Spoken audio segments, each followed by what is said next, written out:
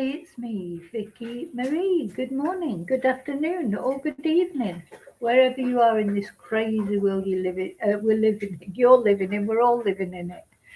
Um, okay, so I thought I wasn't going to come on live this morning. I haven't got that long really, but there's a few things that I'd like to tell you about.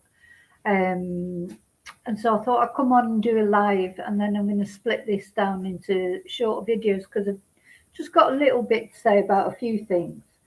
But first of all, I just want to tell you about my computer. You know, those of you who watch my channel, you'll know my computer gave up the ghost, and I have started like a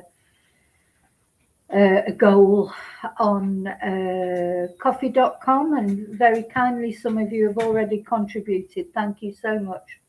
I appreciate it so much. So I just wanted to show you, I took some pictures of what's coming up on the screen because I know there's some of you out there, sorry about this waffle to start with, but I did say I would do this. I know that there's some of you out there who understand about computers a little bit. So I want to just show. So when I turn on my computer, so if anybody knows anything about computers, you can advise me. The thing is, I don't want to take it somewhere to get it repaired if then in the end I'm going to have to buy a new computer anyway. So I need to know what people think. Do you think it's beyond help? So this is what first comes up. I don't know if you can see that. This is what first comes up. When I turn the computer on, this is what comes up, and I'll tell you what it says. It says hard drive detects imminent failure, failing drive, SATAO dark blue, failing attributes, hashtag 00, to minimize the risk of a data loss. Back up the contents of your hard drive and run DPS self-test in F10 setup. F10. Anyway, then at the bottom here, it says to boot up. I don't know if you can see it. It says boot up F1. So I press F1, and all that comes up then is this screen. I don't know if you can even see it. It's this screen. And this says, oh, it's in Spanish, but I'll translate it. So, el dispositivo, the apparatus, tuvo un problema, had a problem, and it needs to start, necesita reiniciarse, needs to start up again. Vamos a recopilar información sobre el error. We're going to compile information about the error, and afterwards it will start itself up again automatically. And then it's, like it said there, it was 60% complete. And then there's like one of them bloody, hi Julie, one of those bloody barcode things that you practically everything that needs a barcode. So the thing is, when I press it, it just keeps doing that cycle over and over again. So I turn it on, the first screen comes on, and then it tells you to boot it, and then the blue screen comes on and tells you that it's going to turn itself off and back on again. And it's just a never, you know, that's what it does over and over again. So that is the problem that's happening at the moment with the computer. And as I say, like, I'm thinking, is it even worth getting someone else to look at it? Because then you have to pay for that. And if it's not going to work anyway, wouldn't I be better off sticking to the original plan of the goal of getting a new computer? And as I said, it was a reconditioned computer. I've had it a couple of years, I think. I think it was a couple of about two years, maybe 3 at the most, though not that long. But it was reconditioned. It wasn't that expensive. Also, it's only got Windows 10 on it, so it has been saying to me for a while, oh, you know, you can't use Windows 11 on it or whatever. You know, so it's an oldish computer, but obviously I'd like to get it. I mean, it was working fine. before it wasn't. And yeah, so here I am on the laptop, and the laptop, it's okay, isn't it? It's working. Just a bit laggy, a bit slow, and for me, with being blind as a bat, I'm not actually blind as a bat, but it's so much smaller than the computer that I find that when I'm trying to read things on it, I need my glasses, whereas with the computer, I didn't need it, and just it's just it's not the end of the world, is it? But it's just annoying. So again, yeah, I want to say thank you to those of you who have donated already. Thank you so much. And anyone who's out there who's a little bit technologically minded, what is your advice? I want, do you think it's better to just get a new computer, and or do you think it is worth trying to salvage this one? I mean, I need to salvage what's on the hard drive eventually anyway, because it's got, a lot of information on it. But for the actual streaming and that thing is, everything I do really job wise, the internet is necessary. A computer, for my classes, for my streaming, and for doing streaming you do need quite a good specification. That's probably the problem with this laptop. It's okay, it's fine, but it's not like, it wasn't an expensive laptop, and sometimes for streaming and things like that, maybe you need something, a better specification. I don't know, this is all Greek to me, I'm afraid. So yeah, I'm good at Spanish, I'm not good at technology. So yeah, if you know something about it and you can help with some advice, I'd be very appreciative. And you can either contact me by, obviously, on my YouTube channel by leaving a comment, or you can email me. I'll put my email in there.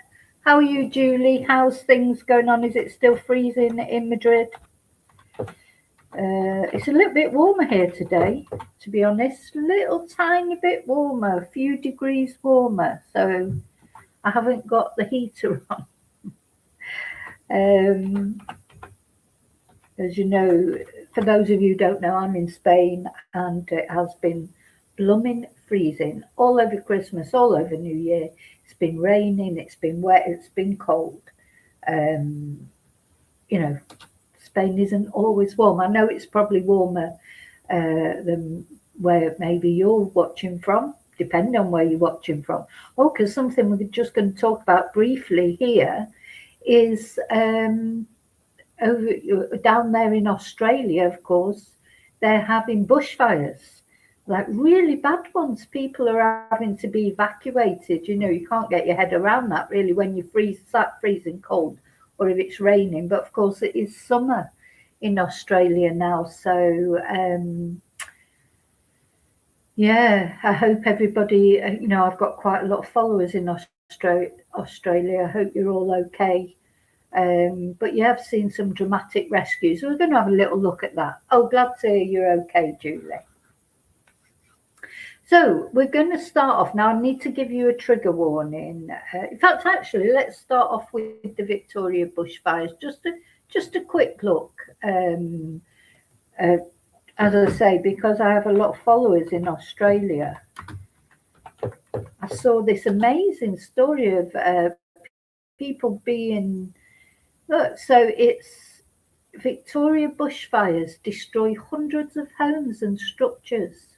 1 dead and 300 structures destroyed as bushfires ravage southeastern Australia. My goodness, it's quite scary, isn't it, to think of. Hi, Daniel. Happy Monday. Let's have a look at these bushfires. Just wanted to talk about them briefly because I wanted my Australian followers to know, that I was thinking about them.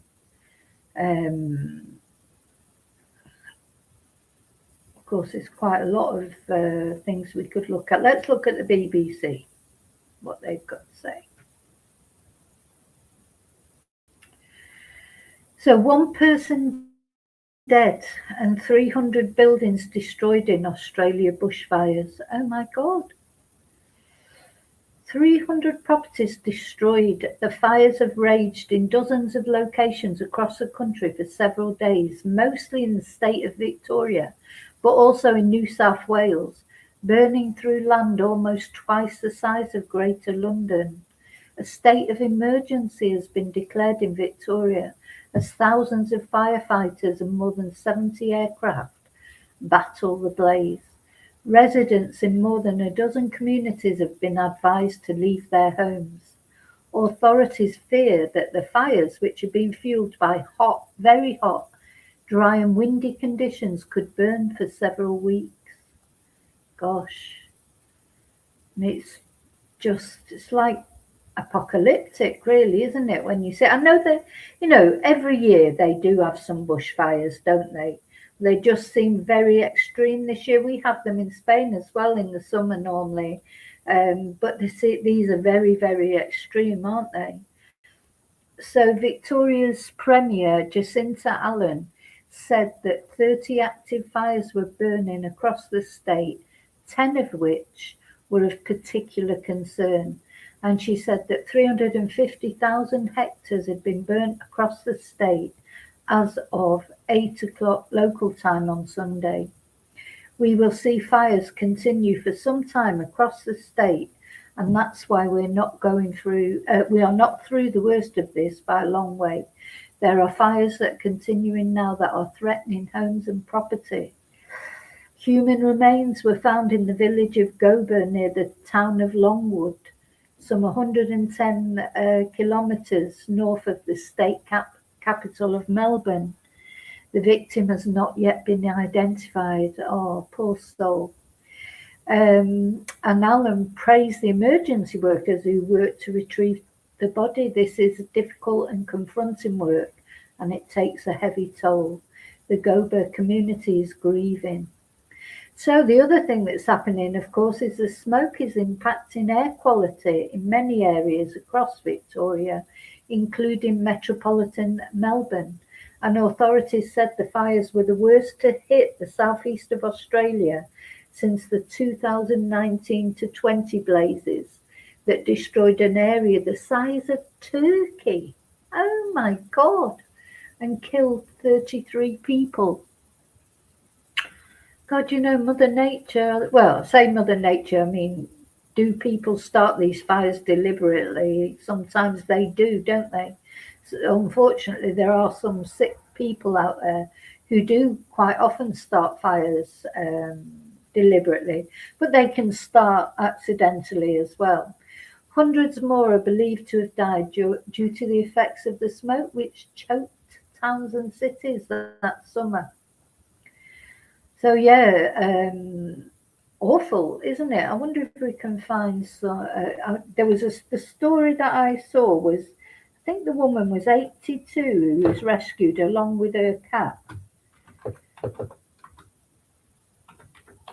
I mean, the thing is, that's what we don't get to know about as well. There'll be a lot of animals, very sadly, will have died in these fires.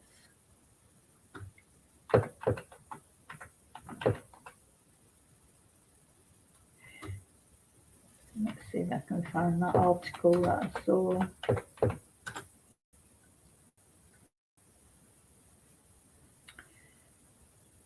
Yeah, so let's have a look. I wonder if there's a video of it. Yeah. See if they'll let me look at that.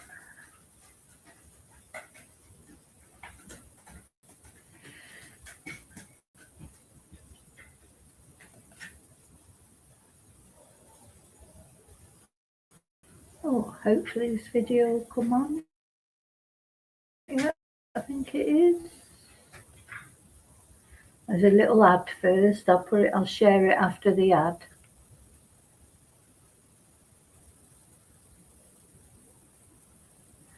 Oh, can't see the ad. I've just got to wait 10 seconds for the ad to finish. Oh, it's a Harry Potter advert. Strange.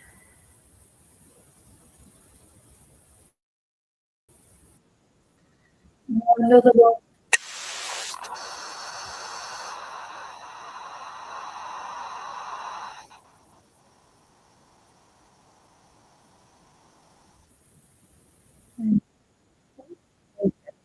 rescued by air wing helicopter during extreme fires near Caveat, Victoria, on Saturday, January 10th, 2026.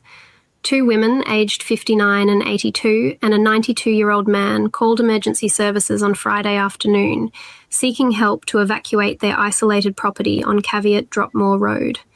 The family had completely lost their home to the fire and were sheltering in a shipping container on the property as the fire swept through on Wednesday, January 7th, 2026. Without a clear access road to the property, the air wing was called in before 7 a.m. on Saturday, landing at the property an hour and a half later. The family and their cat named Grisha were loaded into the helicopter and transported to Seymour. Gosh. So yeah, elderly couple there by the sound of it. What was it, an 82 and 90-odd-year-old? Let's go back. And their cat were rescued by air wing helicopter during extreme fires near Caveat, Victoria, on Saturday, January 10th, 2026. 2 women, aged 59 and 82, and a 92-year-old man called emergency services on Friday afternoon, seeking help to evacuate their isolated property on Caveat Dropmore Road. The family had completely lost their home to the fire and were sheltering in a shipping container on the property as the fire swept through on Wednesday, January 7th, 2026. Without a clear access road to the property, the air wing was called in before 7 a.m. on Saturday, landing at the property an hour and a half later. The family and their cat named Grisha were loaded into the helicopter and transported to Seymour. Yeah. So that's what's happening in Victoria, in Australia, all these bushfires. One fatality that we know of so far. So prayers for them. Hopefully that'll finish soon. But of course, coming into that season in Australia, coming into the summer, very hot time of year, isn't it? So anyway, little prayer for everybody and the animals as well. So that cat was lucky it was saved, but very sadly, I expect there's been quite a lot of animals have perished in the fire.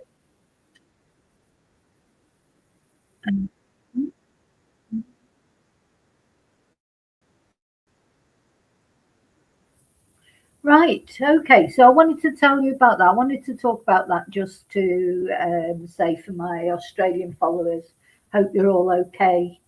Um, yeah, you just have to, I think a lot of people have been evacuated. It's just a question. I mean, those people, they lived in a lot of people in South Australia that way, isn't it? We see it with the Gus Lamont case. They live in very isolated areas, don't they? I'm just mentioning the Gus Lamont case. No more news. I check every morning for news about Gus Lamont, see if the little boy who went missing in Junta, no news. So nothing yet. Anyway, no more news has been released about the search for that little angelic boy, Gus Lamont. So yeah. Okay, so I wanted to tell you about that first. What else did I want to talk about? Oh yeah, just give you a little update on Spencer and Monique Tepe.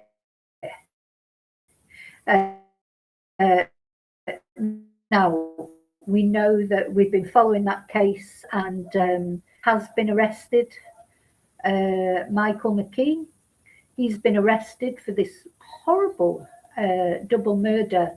And, you know, this has really brought back a lot of memories to me of, you know, stalking is no joke. When people get stalked, when this man, Michael McKee, who was Monique's ex-husband, they've been divorced nearly 10 years. And he's gone over there and killed them both after he's not been with Monique for nearly 10 years. And he's waited till this point in time when Monique and Spencer have got 2 little children as well. You know, I tell you, stalking, this obsessive stalking it is a severe mental illness. Not that I'm excusing him for that, it's a mental illness, but it's, you know, I just don't know what you can do about it. If you ever known anybody been stalked or know somebody who has, you will see these people, they are obsessive. They can't let go of it. As I've said before, when I was stalked many years ago, luckily there was not social media and stuff like that. Thank God. And the digital things that they've got now, we don't know. We still don't know how this man accessed Spencer and Monique's home. I cannot imagine that they would have let him in at 2 o'clock in the morning. Supposedly it happened between 2 and 6, didn't it, or something like that. Surely they will not have opened the door to this man. In a house, there they are in a house with 2 young children. He apparently, from what people are saying now, they were worried about him. He had been acting strangely, etc. Surely he did not, Spencer or Monique, surely they did not let him in. But then that begs the question, how did he get in? But you can never underestimate how far these people will go. He's got hold of a key maybe, or he's got hold of the number that goes on the pad.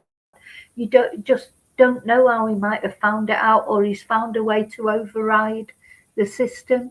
So what the police actually said was there were no obvious signs of forced entry, which doesn't necessarily mean there wasn't forced entry, of course, but no obvious signs.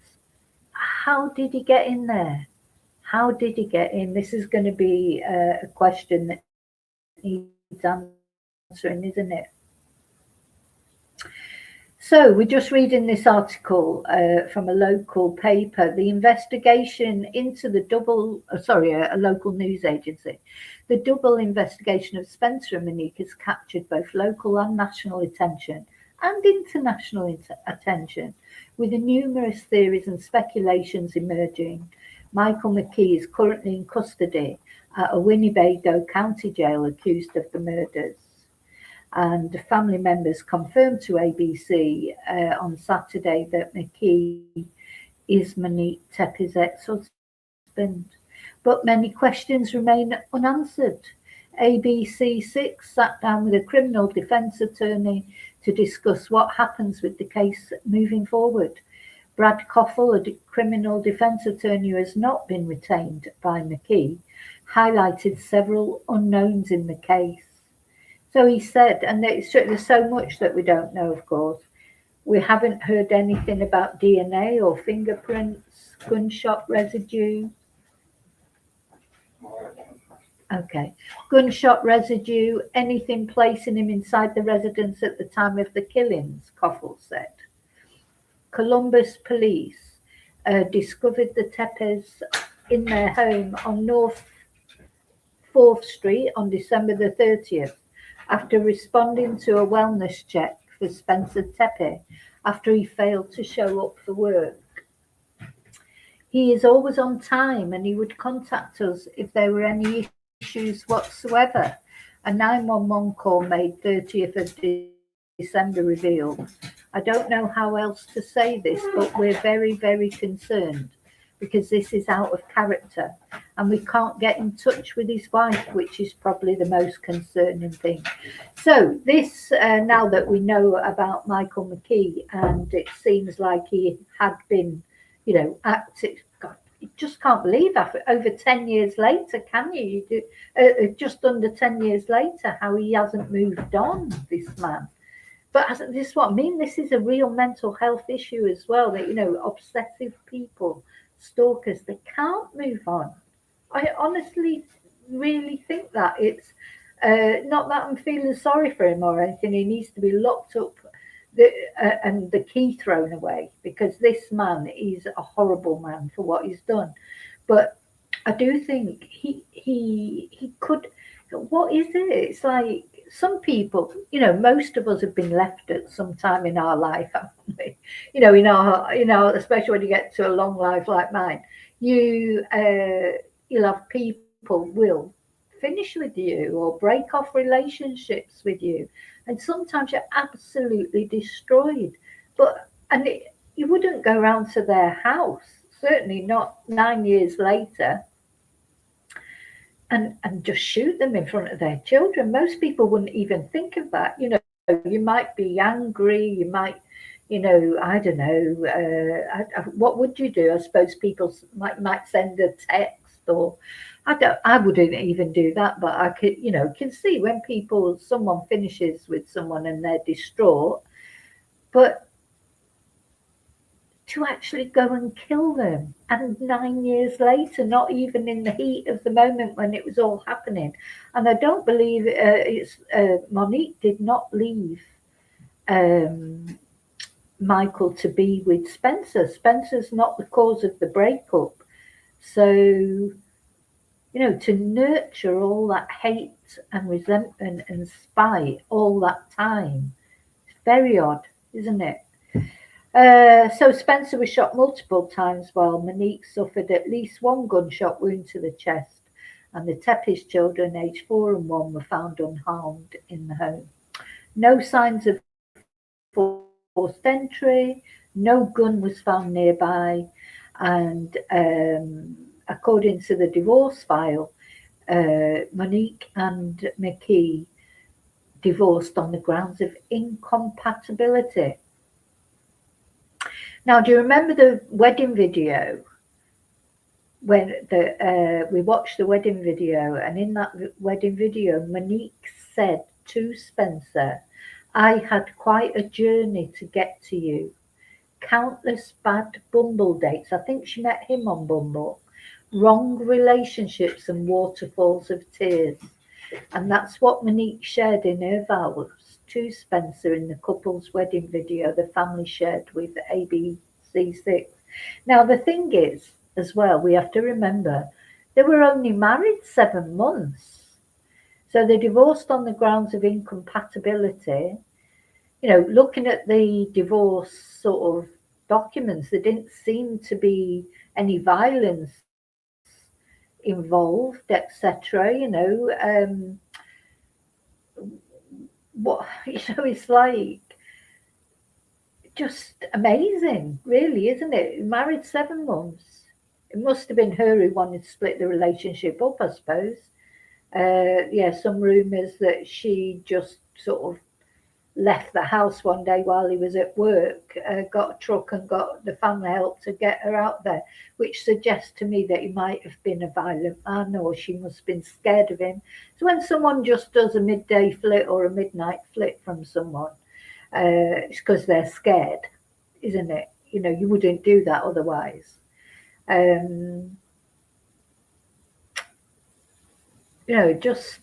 Anyway, so this defense lawyer said, yes, there's a prior relationship, divorce history, and some disputes, but these are not elements of murder. I mean, how many divorces happen every day all over the world? And they do sometimes lead to murder, but it's normally because of financial disputes. Custody is a big thing. Well, they had no children. So, unless it's so they were arguing over the dog or so, I have no idea. But from what, there was no children involved in this marriage. So it's not a custody dispute. So it has to be just. He just cannot believe she left him and she's gone on to be happy. Maybe he's just not managed to meet anybody else. But he still, he seemed to have a good life. He's a surgeon. He's got a good job. Why would he? It's not only, horrible what he's done to them, but why would he, give up his life and, ruin his family's life, who have got to live with the fact that their relative, their child, maybe his mum and dad are still alive, or he's got siblings, living with the fact that he's taken this nice, happy couple away from their children. So, Columbus police have yet to release a motive, instead writing on social media, so we do not compromise the active and ongoing case progress. Information will be released when appropriate. So this is what this is their post on Facebook. The Columbus Division of Police continues to actively investigate the homicide of Spencer and Monique Tepe. An arrest warrant was issued for Michael D. McKee for murder. He was taken into custody without incident in Rockford, Illinois. So we do not compromise the active and ongoing case progress. Information will be released as appropriate, and anyone with information contact the Columbus Police homicide tip line. So yeah. Now I just want to show you. So I don't want to, we've spoke a lot about this case, and there's not much else to say until we get more information. But I did want to share with you the obituary for Spencer and Monique. Their obituary was done together yesterday. It was the celebration of life. You just can't believe it. It's just not right, is it? It's not right. This young couple, young parents. He had a good job. I think she was a stay-at-home mum looking after her kids. They're just sort of starting out really, with their kids on the journey of life, if you like. And he's taken all that away from them and taken the parents away from those children. So yes, Spencer L. and Monique F., 37 and 39, Tepe of Columbus, Ohio, passed away on December the 30th at their family home. I feel that Christmas is a key in this, because I think, and I've always said it, more crimes definitely happen around holiday seasons. If he was at home, even if he was with family for Christmas, he would have been imagining, oh, there's Monique and Spencer having this fantastic Christmas with the kids, and here's me, I'm on my own, and it's all their fault, it's all Monique's fault, Spencer's fault. Why should they be happy when I'm not? I do think in these holiday times, people get very, what's the word I'm looking at? They get bitter, even more bitter. It's like Valentine's Day would be the same, or, Valentine's Day, in my case of my stalker, was the day that he decided to take his own life. Now, luckily for me, he didn't know where I was, because I think, that's why I kept moving around and kept away, because he kept finding out where I was. And I just kept moving. Luckily for me, I could at the time. And he took his own life on Valentine's Day. Did it deliberately on Valentine's Day. It's like making a statement, isn't it? Anyway, I don't want to talk about him, but this case has really brought it all up to me. I've been remembering so much, things I'd forgotten. Like, he would turn up at work when I was working away with the because I used to work on the race courses then when I was at university, but in holidays and weekends. And I'd be working, and he'd just walk in out of nowhere, It's like we'd be all sat having a drink after work, and suddenly he'd walk in, and he'd travel miles to get there, just to surprise me, because he thought probably that I was up to something, And the thing is, my ex-partner, that's the other thing as well. He had been married twice, and he'd left both his wives for other women. I don't know actually if he'd been married twice, might have only been married once, but he had a history of cheating on his partners. So he always thought I was cheating. And I wasn't, but he sort of drove me to it. I mean, it sounds ridiculous, but when someone's always accusing you of cheating and you're not doing anything, and it's like almost like they push you into it in the end. It's like, it's a very, it's horrible. So the reason why he was so suspicious, of course, is because of things he'd done in the past. Quite often that happens.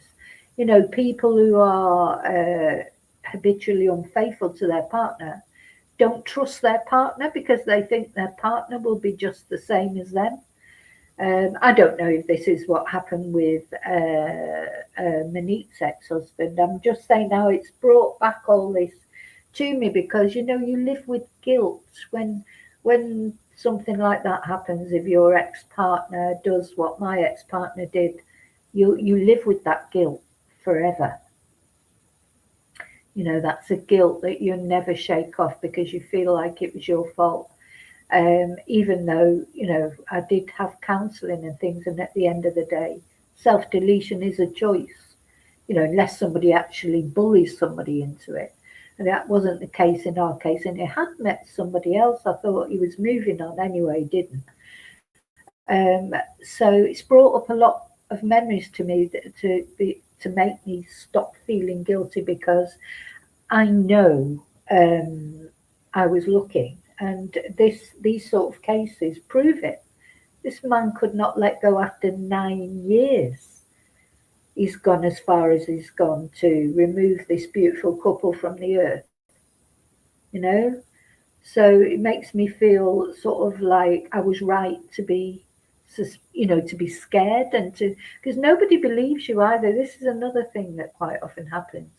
You tell people that you feel in danger, and even your friends will say to you, or they certainly did to me, oh no, they'd never do anything to you. They love you. Oh no, they love you. They wouldn't do anything. They do it to you because they love you, because they can't stand anybody else having you.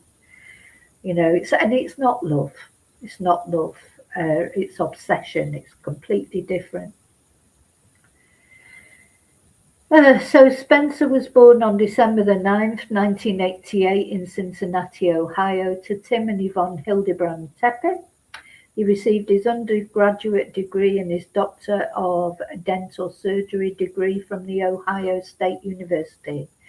He was passionate about dentistry. He also loved competing at almost anything, but his primary sports were soccer and golf. He enjoyed entertaining family and friends. He loved speaking in Spanish, bless him. But most of all, he focused on taking care of his family. The other thing is, I think it has changed. I think stalking is more recognised now than it was because of incidents that have happened. But, years ago when it happened to me, the police, they weren't interested at all. It was really... I was just told, well, you've got to wait till he does something. We can't do anything till he actually does something. It's like, what if you got to wait till somebody kills you before the police do anything? Then they wouldn't even go round. They wouldn't even go round and talk to him and tell him to leave off, or there was just nothing, because really you're phoning the police with a feeling. You feel like somebody's going to hurt you, but my ex, he'd never touched me, never. No physical violence in the relationship whatsoever. So, the police were like, well, there's nothing we can do until he actually does something. But I do think it's different now, isn't it? They will go and warn somebody, at least tell people to stay away, and you can get an injunction out and things like that. I presume, God, I just, it's a horrible situation to be in. Anybody who's out there undergoing that situation, I feel for you so much. So Monique was born on October the 14th, 1986 in Chicago, Illinois, to Ignatius and Nerida Mendez Sabatursky. At the age of 1, she moved to Worthington, Ohio, where she was raised. She grew up playing soccer, was a runner, loved horses, an avid book reader. She loved children. She worked at daycare while attending the Ohio State University to obtain her master's in early childhood education.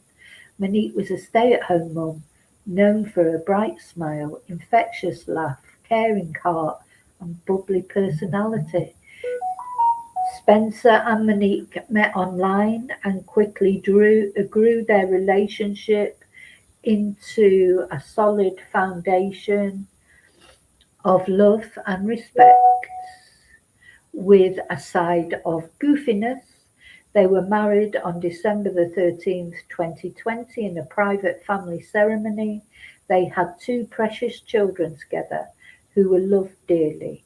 Spencer and Monique were the life of the party, holding many family and friend gatherings. They were generous with kind hearts. Spencer and Monique will be deeply missed by their family, friends, and all who knew them. Spencer is survived by his two children, Amelia and Beckham Tepe, his sister Madeline Misley. Rob is the brother-in-law. We've seen him talk. His parents, Tim and Yvonne Hildebrand Tepe. How awful for them, the whole family. And Monique is survived by her two children, Amelia and Beckham Tepe, siblings Joseph Sabaturski, Muna, and Amanda Roberts, born Chad. Parents Narida and Ignatius Sabaturski, and her grandmother Adelia Soto Lopez. So yesterday there was the visitation from 12 till 3, and then there was a celebration of life. You know, when you see the photos of them, because we've seen the wedding video, there's quite a lot of pictures and video of this lovely couple. You do feel like they're still here, don't you? Can't believe they're gone. Why do bad things always happen to good people? I don't know. Hi, Angel. No, I don't think we know any more yet. We will get to know it, won't we? We don't know. The rumours are, if you like, that he was trying to contact her or he was hassling her, but we don't know the full details. Now, what the family have said is right from day one, they felt that it was Michael McKee, but obviously they couldn't say anything. I'm sure they said something to the police, because when things like this happen and the police start investigating, they start with the family, don't they? And they would have said to them, is there anyone you know that might have a reason to a grudge against this couple? And I'm sure the family said, yeah, Michael McKee, Monique's ex-husband. So he probably quite soon he was under the radar, or on the radar, I should say, not under the radar. And then combined with the investigative work that they did and the CCTV and the thing that, finding that seeing the car parking up and then leaving and then finding the car. Apparently it was his car, it wasn't a hire car. So he's a right thicko, isn't he? I mean, he's not, for a surgeon, for a vascular surgeon, he's not very clever. He was never going to get away with it. But you know what? I think with these obsessive people, I don't think they care if they're going to get away with it or not. He'd just be happy now that they're not, enjoying their lives. That's how nasty and spiteful they are. It's not even about getting away with it, is it? It's about just stopping them from being happy. Spite, vengeance.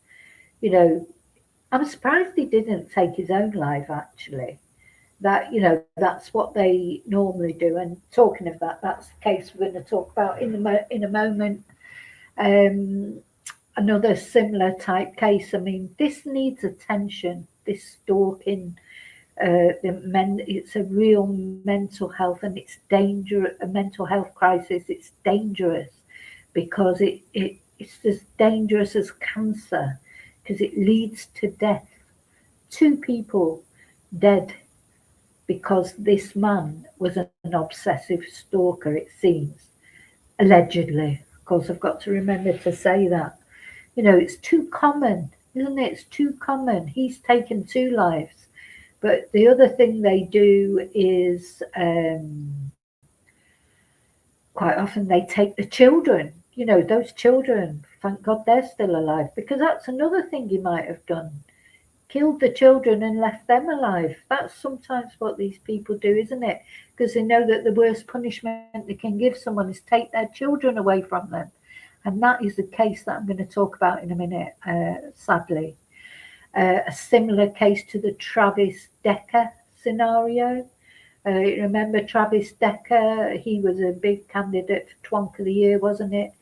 while he had his 3 lovely daughters for a couple of hours supervision, he took them off, murdered them, and then took his own life. And it took the police quite a long time to find him. They found the children's bodies very quickly, but it took them quite a long time to find him. He had gone off and taken his own life. They think, though, he was so, it had taken so long to find him, they could not establish a cause of death, but it seems likely. I think only, don't mean to be gruesome, but I think only his head was found. I don't think they found the rest of his remains up on that mountain up near Washington. So, it's, maybe he was going to Angel, maybe he was going to do that, and then maybe he just didn't have the courage to do that. That's something else interesting, isn't it, that we're going to find out sooner or later, is what did he do in that time, in between him actually doing it and then getting arrested.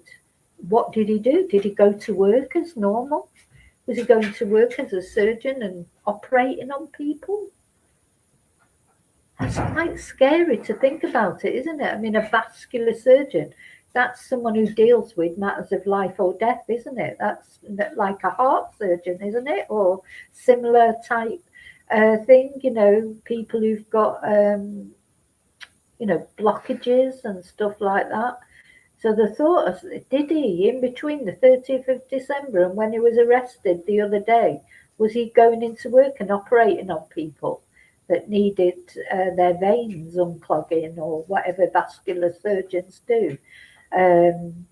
God, I think they should look into that if there was any deaths, because this man couldn't be trusted with people's lives, could he? Couldn't.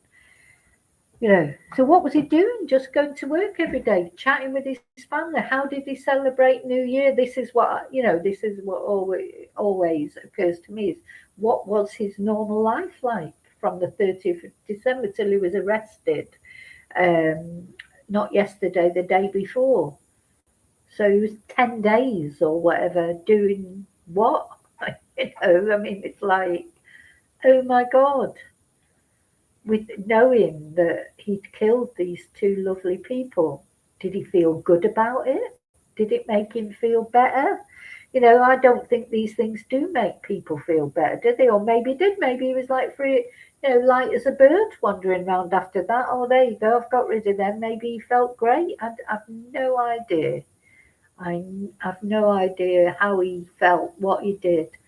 Did he, just imagine him sort of getting up in the morning, making his coffee, having his normal routine, all the time knowing in his head he's murdered these 2 people brutally. And was he just waiting for the police to descend on him? Was he expecting it?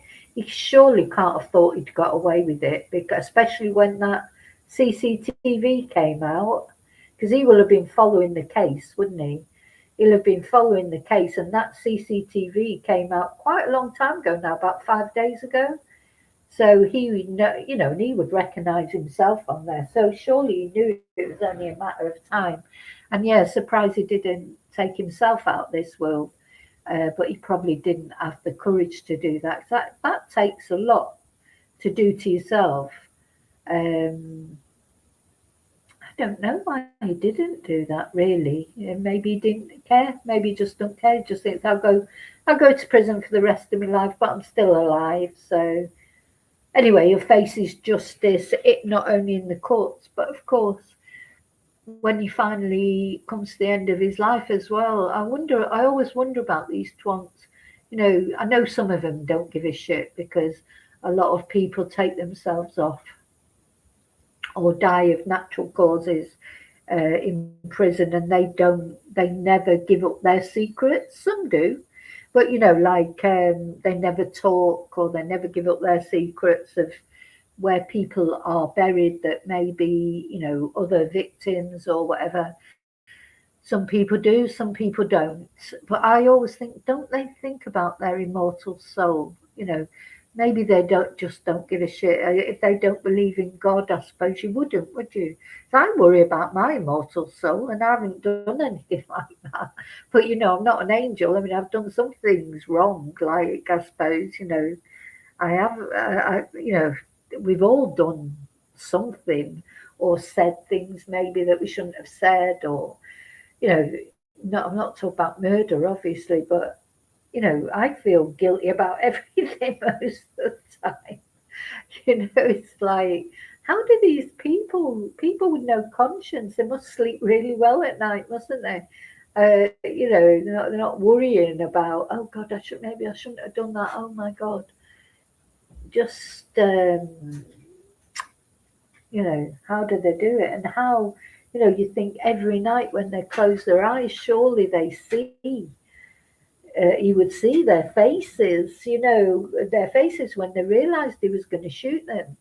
These they did.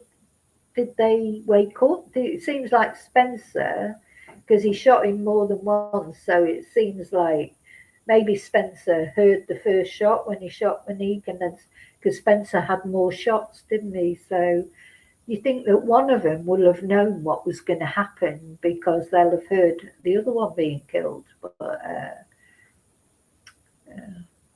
well, I hope I have got a good heart, Angel. But yeah, I'm not. I have done some things, but I really do. If I ever, I'm trying to think. I mean, I'm talking about really silly things, like if I don't know, if somebody's nasty to me, I might be nasty to them back.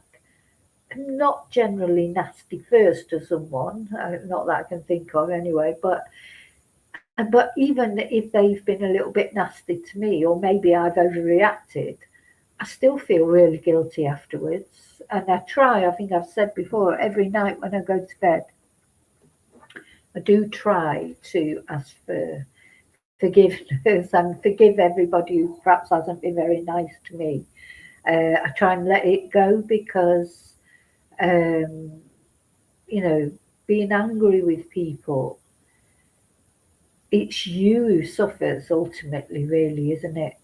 You know, if someone said something nasty to you, they've probably never even thought about it again. They've probably not even realised that they said anything nasty. Maybe they didn't mean to say anything nasty.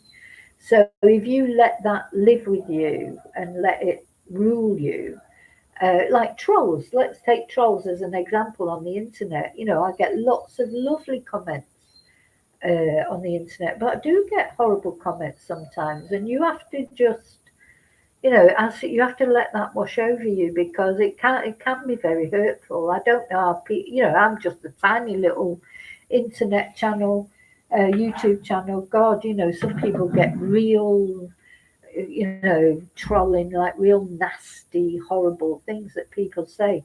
Don't know, that's quite difficult to cope with, but I suppose you just get used to it in the end. Anyway, I'm waffling a little bit now, so I want to talk about this fight. Now I'm going to give you I need to give you a warning here, because this is the case that I want to talk about, that one of my chatters sent me. I wouldn't have known about it otherwise. So this is a case that's happened over in Ireland, and it is so similar. I've been wanting to talk about it for a while, but of course it's all been going on with the arrest in the Spencer and Monique case. This is a Travis Decker situation. A selfish twonk who's got in custody battles, taking it out on the child. This is one boy that is taking it out on, whereas Travis killed all three of his daughters, didn't he? Not that I'm saying it's better that it's just one child. It's just as bad. It's just as disgusting. So this has happened over in Dublin, in Ireland. It is, as you can imagine, striking a massive chord over there. This is a man separated from the mother of his son, but with custody rights. But no, it's not enough for him that he wanted to be back with his ex-partner. Really, why can these people? And I'm not going to just say men, because women do it as well. Why can they not just accept when someone doesn't want to be with them? You do not have the right to make somebody be with you, or people don't have an obligation to be with you just because you want them to. Everyone's a free spirit. If somebody doesn't want you, they don't want you. That's all there is to it. There's nothing you can do about it. It's sad. It's horrible. As I said, we've all probably had to deal with that at some point in our lives, and it's horrible feeling. It can take you a long time to get over it, but you've got to get over it, because you are not the center of the universe. If somebody wants to be with somebody else, or they don't want to be with you, you take responsibility for your own actions. Think about why they don't want to be with you. Maybe this guy's ex-partner didn't want to be with him because he was an absolute twonk. Anyway, let's have a look at the case. As I say, trigger warning. It's very, very sad, just like the Travis Decker case. There's not much sadder, is it, than a child being murdered, and being murdered by their own father. Disgusting. I'm going to put a few windows down.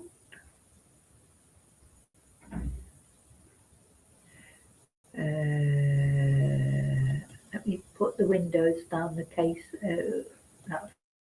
things I've talked about. I'll say I'm going to split this video to the individual things that I've talked about. Okay, so here we are. This is the twonk father and his son. I just can't believe it. You just can't understand how you could do that. His son is 12 years old. Now, apparently, they disappeared before. We're going to watch the Shattered Lives, a Daily Mirror podcast about it. Apparently, he had disappeared with this son before.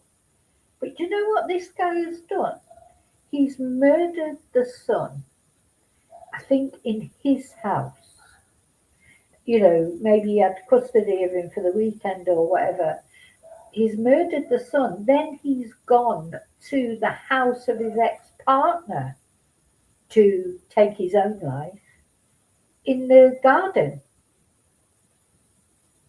I mean, so that is definitely a statement to her, isn't it? That's, apart from the fact he's murdered this poor 12-year-old boy, imagine being murdered by the person you trusted most in the world. This boy probably adored his dad. And now everyone's saying, oh, what a nice man he was. Nobody can believe that he did it, but he'd had some mental health issues. Oh my God, how many people, including maybe yourself, do you know who've got mental health issues, who grapple with mental health issues day in, day out, try and cope with life? They don't go and murder their 12-year-old son, do they? I can't take these as excuses anymore. I'm sick of it. With people trying to make an excuse for him, makes me so angry. He's a nasty, narcissistic piece of shit, in my opinion. I don't care about his mental health issues. If he had ideation about taking his own life or murdering his own son, he should have gone and committed himself. He should have gone to the hospital and got himself committed. The first time it comes into your head to kill your own son, a 12-year-old boy, you take yourself off and get yourself sectioned. What a selfish, horrible man. Sorry, nobody will convince me he was a nice man. He wasn't a nice man. He was not a nice man. Anyway, so we're going to watch this on YouTube. It'll tell you the whole story of it. And yeah, just be aware. It is a distressing story. Hello and welcome to Shattered Lives.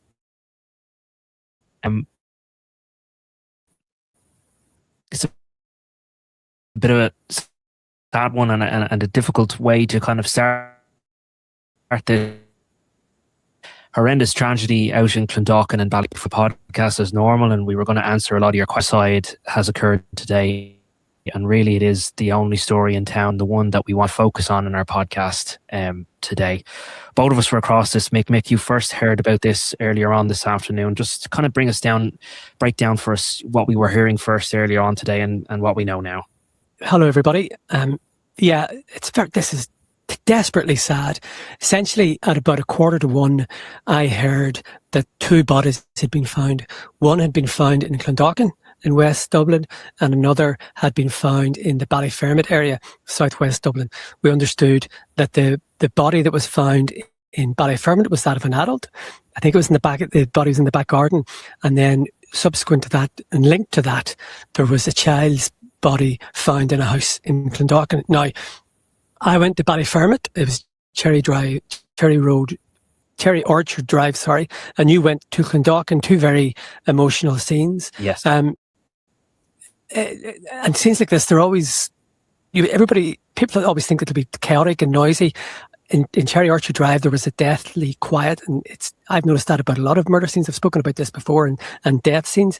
It's just tremendously quiet. Tremendously quiet, yeah. Just shock and grief in the community. We've subsequently learned, and obviously it'll be out by the time this podcast is out, that the deceased were a Wayne and Oisin O'Reilly. Wayne O'Reilly was 48 and Oisin only 11 years old. It didn't take long to confirm those names because Wayne and Oisin actually went missing back in October of last year, and there was a fairly prominent Garda public appeal for information, and their photographs were put out at the time.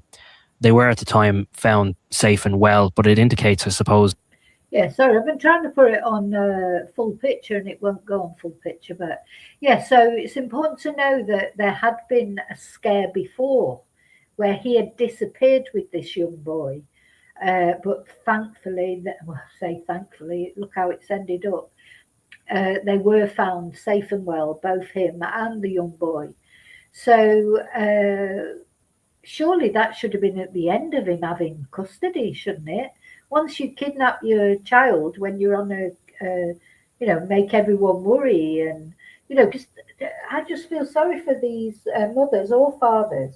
They're told that by the courts they have to let their child go with this person, even though they feel that their child is not safe. Like with Travis Decker, that's over there in America. This one's in Ireland.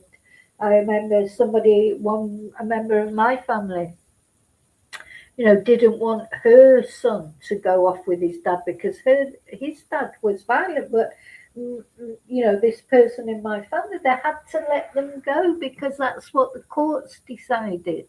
They let these children go with these violent men or women. Terrible.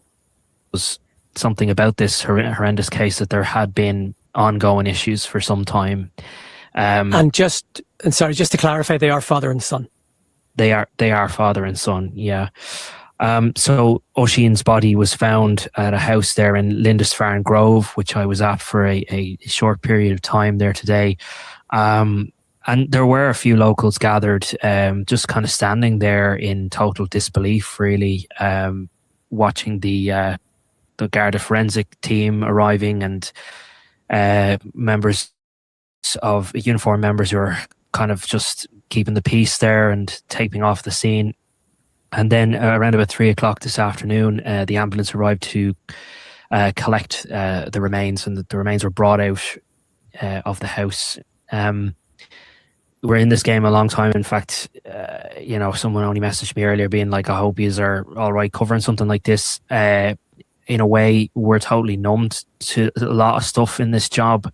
And sadly, this hasn't been the first murder-suicide, but there was something, horror just about that moment when the remains were brought out of the house on a stretcher and into the back of that ambulance. It's just heartbreaking and horrible to watch. I mean, that is a young child under that covering, under that sheet. An 11-year-old boy who had his whole life ahead of him. And sadly, for whatever reason, his father decided to take his life before taking his own. And Yeah, I'm just going to pause that a minute because I can't get it on the full page view. I'm not sure why, but I just want to give you their names and that just. I just want to show you an article. So here they are. That's a 12-year-old boy and his dad. I can't look at his dad's face without hating him. I hate him. I'm sorry. I can't. What do you mean? What do you mean? People say, oh, he was such a nice man. No, he wasn't. Obviously wasn't. So a Dublin man killed his own son in his own home. Killed his own son in his own home before travelling to his ex-partner's house and taking his life in the back garden of the property. Now, she's lucky as well, whichever way you look at it. Did he go there? Was he going to kill her as well? And he just couldn't get at her. So he decided to just do that in the back garden. That's like a dog peeing in the garden. You know, it's like, so he's ruined that house. Apart from the fact he's taken her son away from her, which obviously is the worst thing, but also he's gone to where she lives, her home, and done that in her back garden. So she won't even be able to live there, will she? Maybe, you know, how is she going to carry on living there, knowing what he did? So apparently his remains were discovered in the garden on Thursday morning and the Gardaí were alerted. And when the Gardaí went to the dead man's house in Clondalkin in West Dublin, they forced their way inside and found the boy in there. And the father and son were named last night as Wayne and Oisin. Oisin, is it? Or Oisin, I'm sorry if I'm not pronouncing that right. O'Reilly. They were reported missing last October, resulting in a Garda search that ended when they turned up safe and well. So he took him off before. So the Irish Times understands that although 48-year-old Mr. O'Reilly's disappearance with his 12-year-old son raised concerns about his frame of mind, he appeared well in the period that followed. So they allowed him to carry on having custody of him. Mr. O'Reilly continued to have access to his son in a shared custody arrangement with his ex-partner, the boy's mother. Could you imagine how terrified that boy would have been? How terrified he would have been that his father approached him to kill him. Same with the girls in the Travis Decker case. You just cannot get your head around it. So the property at which Mr. O'Reilly took his own life is in Ballyfermot, Dublin 10. His ex-partner lived there. It was sealed off as a potential crime scene on Thursday, as was the house where Oisin's, I'm sure I'm not pronouncing that right, I'm so sorry, remains were found at Leyland Road, Condalkin, Dublin 22. So there were apparently the post-mortem results are in, but I couldn't find the causes of death. But apparently that will dictate the direction of the investigation. But the Gardaí suspect the case is one of murder and suicide. They're not looking for anybody else. And detectives believe that Oisin died violently. I think they believe that he'd probably been strangled, but I don't know that for sure yet. I don't know how Mr. O'Reilly took his own life, whether he had a gun or what.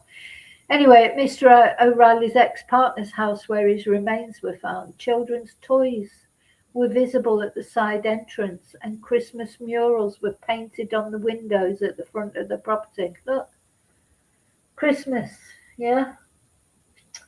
Tell you, Christmas, all these big occasions, they're triggers for these twonks. You know, all festering inside, and then Christmas brings things to a head. Selfish bastard. Sorry, excuse my French. Total. Oh, I could say a lot more. So a friend of Mr. O'Reilly's visited the scene on Thursday, saying everybody in the area was shocked when news of the deaths emerged. He said Mr. O'Reilly was well known in the area and sometimes earned a living fixing cars. Sometimes. He said the deceased man had suffered mental health issues. Oh, diddums. I've known him for more than 20 years. We're all shocked, devastated, he said. The man added it was hard to reconcile his memories of Mr. O'Reilly with the killing of Oisin. Well, I'll tell you what, that's the real him. That is the real him. And that's probably why his ex-partner left him, why Oisin's mum split up from him.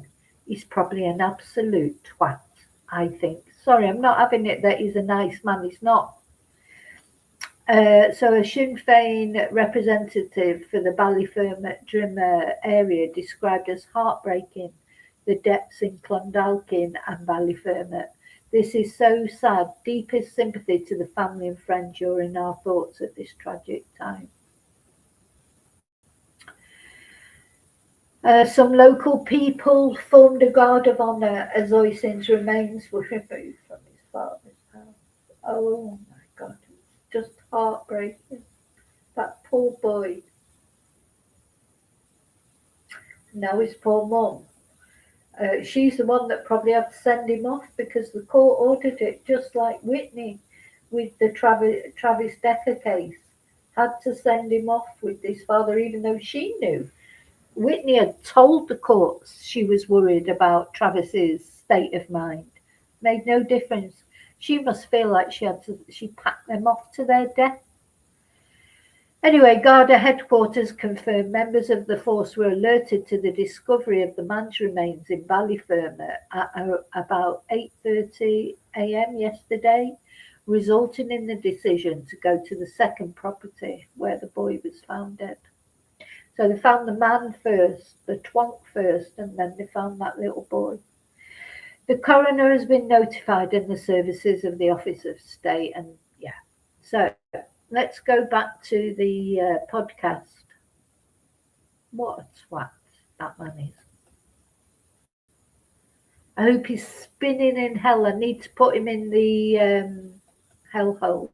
I think we understand that where Oisin was found would be the father's house.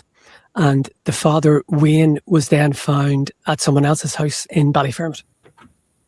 Yes, he was found in, I suppose, an outhouse or a shed at the back of that property in Ballyfermot. And, look, he is, by all accounts, believed to have taken his own life. Gardaí are pretty confident of that. His remains were removed first from the scene in Ballyfermot, and then subsequently the child's remains were removed this afternoon. So there's a post-mortem going to take place on both of those bodies, but I think Gardaí are fairly satisfied that this is, by all accounts, a murder-suicide. They won't they won't actually formally identify it as such until they have the post-mortem results, but we know a good bit about what's happened already. And I think it's fair to say that Gardaí aren't looking for anybody else in relation to this. I noted one of the reports today, they said that they haven't, even if you read the press release, they're not looking for information. It's not a witness appeal. It's basically, they're investigating this, but they essentially know what happened. And I think at this stage, the belief would be that he asphyxiated young Oisin, then went to Ballyfermot and took his own life in, as you say, an outbuilding there. You know, this is, there's no two ways about it. It's a horrific, horrendous incident. You were speaking, Mick, to, I suppose, a friend of Wayne O'Reilly at the scene at Ballyfermot, he was obviously understandably very upset. He went up to the house and he blessed himself. And just as he was walking past, he said hello, and I said, "Geez, this is grim." And he blessed himself as he approached the house, and he said he was a very good friend of mine. And he said that he's known him for more than 20 years. He said he was a very popular man, very friendly man. His mental health had gone downhill in the last couple of years. Yeah, you know who else was a very friendly man, popular man? Ted Bundy. He was a very popular, nice man that everybody thought was fucking brilliant. But even he didn't kill his own child, not even the child of his girlfriend. Even he drew a line at that, I suppose. But, I can't, it makes me so angry to hear people eulogizing about this guy. Oh, he was a nice guy, he was friendly, he'd do anything for anybody. He's a complete twonk. And he seemed to be having mental health problems recently. But I asked him when was the last time he spoke to Mr. O'Reilly, and he said he spoke to him a few weeks ago and he seemed fine. One thing he did say was that Mr. Riley doted on his young son, Yeah, really. Oisin, and was absolutely devoted to him. But you could just see, Yeah, he doted on his young son. He was absolutely devoted to him. He was so devoted to him. He's asphyxiated him, murdered him, took his life away from him because you know what? Didn't dote on him. That boy, as far as he was concerned, he belonged to him. He was his son. And he owned him. How dare he? How dare he take that young boy's life? How dare he? And now they're saying, oh, he doted on him. He was devoted to him. Bollocks, cojones, all those things, all those words that probably YouTube's going to pick me up on. He is an absolute cunt in my eyes.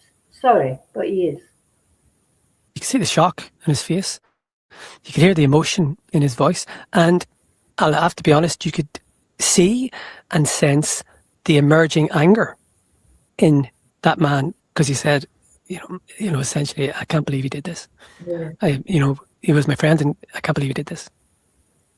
And a lot of people will be listening to this and say, are you trying to elicit some sort of sympathy for this man? It's not what we're doing. We're just simply reporting the facts as they are. And, these things are very complicated. As you say, you spoke to this man who up until today, it's not complicated at all. I'm sorry, but it isn't. I appreciate you're just reporting the news and not having a go at these guys or whatever they're doing. It's not complicated. It's not complicated at all. This is a twat, a man who thought he owned his son. The son belonged to him because he's chip off the old block. It's part of him. It belonged to him. He had the right to take his life. It's not complicated at all. He's a narcissistic, absolute twat. I'm not having this mental health thing. There are people dealing with mental health day in, day out, and they go off and, sometimes take their own lives. They do not take the lives. Anyone who takes the life of their child, he's not taking the life of that child because he thinks the child would be better off dead. He's not doing it for the sake of the child. He's doing it for, this sometimes happens. That's quite with mothers. Sometimes that happens. Or even fathers, I suppose, if they think that life is just so terrible that the child will be better off dead. That isn't the case here. He's not killed that child because he thinks that child would have a bad life. That child was having a great life, thank you very much. He's got all these Christmas things up there. His mum's looking after him. He's not having a bad life. He's not done that out of some charity to the child, save the child. He's done it for himself because he couldn't let go of the relationship. He couldn't let go of the child. He couldn't accept that that child was going to grow up. And he was having custody with him. It wasn't as if he could never see him or anything. So he's probably spent a Christmas without him. He's like, I'm not, why can't I be there at Christmas or New Year? He just wants it all. He can't. So sorry, I'm not having that at all. I don't feel any sympathy for this man. I literally don't feel one bit of sympathy. I feel sorry for the child and I feel sorry for the mum and all the rest of the family that have now got to cope knowing what's happened. Thought of this guy as his friend and someone he respected who was going through a hard time, but as with every time these murder suicides happen, it's not like people see them happening. People don't imagine the worst. They don't think that, they don't want to think or don't want to believe that people are capable of this, and it's very hard for even you and I to get our head around and understand. Don't get me wrong, there's a huge mental health crisis in this country, but it is very hard to understand how that then turns homicidal. Whatever about. It's not to do with the mental health. He's a twonk. This personally, in my opinion, is nothing to do with his mental health. He's selfish, and that has happened. There is a mental health crisis, but this man, he's selfish. He should never have been allowed to see that child. After the first time that he abducted him, disappeared with him, and the police were worried about his welfare, and then luckily then he was found safely, he should never have been allowed to have him again. This is not mental health. This is a twat, selfish, narcissist, just doing, if they try and eulogize this and make it out, oh, poor man, don't say poor man. Yeah, he had a choice. If he had a mental health issue, why didn't he just take himself off and do it to himself?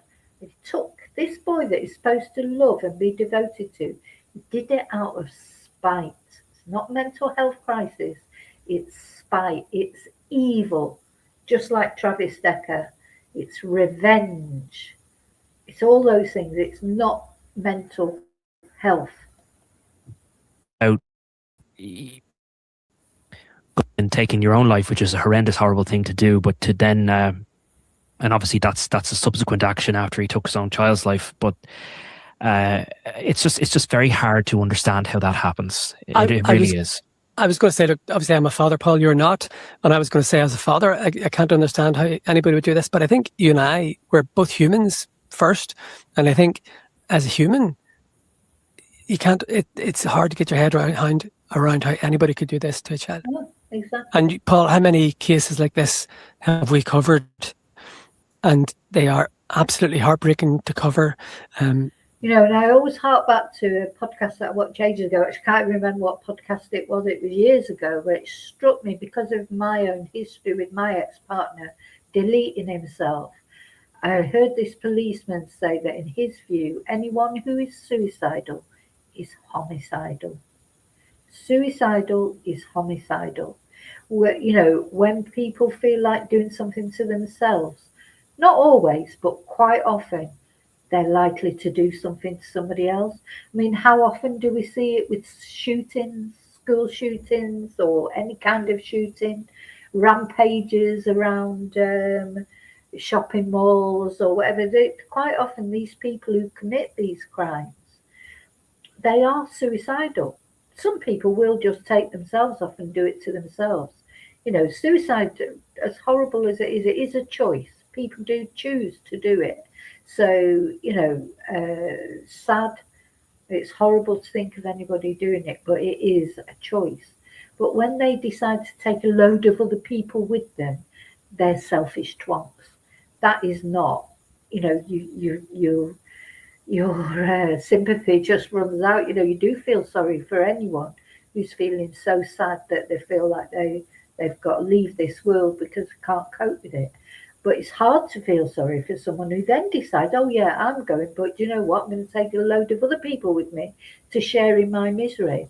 That is wholly different. And of course, a lot of people do it. Obviously not in this case. I don't know how he's actually killed himself, but a lot of people will go off like running amok around a shopping mall or shooting up a school because they want the police to kill them. It's like suicide by cop, isn't it? They want it. They want to cause the maximum carnage and unhappiness for all those other people. Because for every one person, look at the Bondi Beach thing, for every one person that gets killed in anything like that, you can multiply that, the misery of it, by about 100 because of family, friends, witnesses that are traumatized. It's not only the victim that they kill, it's all the other carnage that goes in its wake, all the ripples that go out from it. So they are just total twonks. I literally do not feel any sympathy for this man. How can you? Let's be honest, you feel like a complete scumbag being here, but it's our job to tell the people what is going on, and it's our job to report from the scene. And the scenes are unique, but they're the same. They're heartbroken friends, they're shocked neighbours, there are Gardaí, and let's think for a moment about the Gardaí and emergency services who had to go to both those houses in. Yeah, and we forget about the police, as well, the trauma. Imagine those police that went to look for Travis Decker and found 3 little girls murdered. The Gardaí that have had to go to this house and bring out a 12-year-old boy who's been murdered by his father, and go to the other property. And, these are more victims. So, very difficult to feel sorry for this man at all. That mental health is a load of bollocks as far as I'm concerned. You know, he never thought about anyone or anything, not even his own son, who supposedly he was absolutely devoted to. Yeah, whatever. Dublin today, the sights that they saw will probably live with him forever. Yeah. And it's just, it's really hard to get your head around it. It just doesn't bear thinking about. No, you know, and look, sadly, there have been. I'm thinking of the incident that happened in Finglas last year as well. You know, a very similar case. A father took his own life after taking his child's life, and you know, this sadly will not be the last time that this happens. Yeah, very, very you hard remember, to cover. and you remember just the things that stay with you. I was over at Manchester watching a City game with my young fella who's 14, going on 15, and just, you know, we were having a great time, and then at the same time, a father was doing that to his young daughter. You try and rationalize things. I always say this: you try to rationalize things like this happening. You just can't. You really, really can't. That the poor mother of Oisin O'Reilly. What? How can you even think of putting yourself in her shoes? What she must be going through now. Yeah. There's no rhyme or reason behind it. It's just very hard to understand. And look, I mean, there are other subjects we want to touch on. We cannot rationalise evil. I do believe in evil as well. You know, it's like with the self-thought attackers or any of these type things. There's evil. There are dark spirits in this world. I really believe it. They're getting to people. You know, they're evil. What this father did is evil. It's like he's been entered by a dark spirit or whatever. I don't know. I'm not using that as an excuse for him. I think he's a twat all the same. But, you know, there's dark forces, isn't there, as well as good forces. Luckily, the good, you know, believe it or not, because when you start looking on the internet and everything, you think, oh my God, you know, there's so many bad people in the world. But there are more good people, of course, but they don't, you know, get the same attention, do they? You know, there are definitely a lot of good people in the world. And we have to remember that, but it's hard to remember sometimes, especially if, like, you know, you are interested in true crime and things. It doesn't exactly show you the best side of human nature, does it?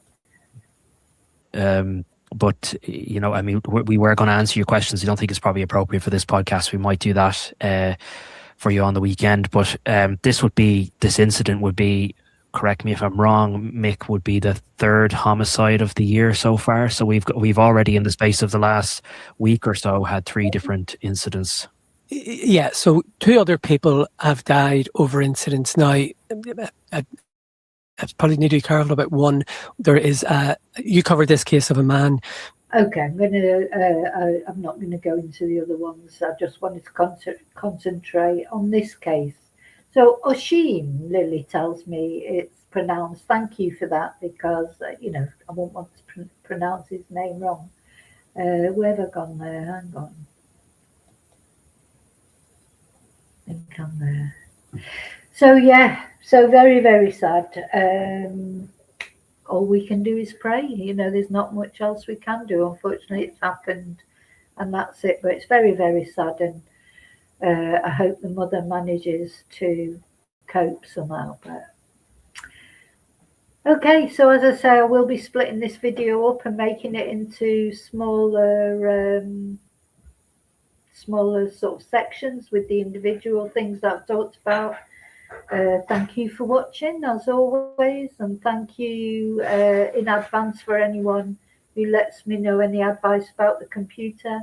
Thank you for people who have helping with Ko-fis and things, and just thank you to all of you for watching. Thank you so much. Thank you, replay crew. Thank you, lovely lurkers. I'll see you really soon in the next video, and until then, as always, may your God go with you. Bye.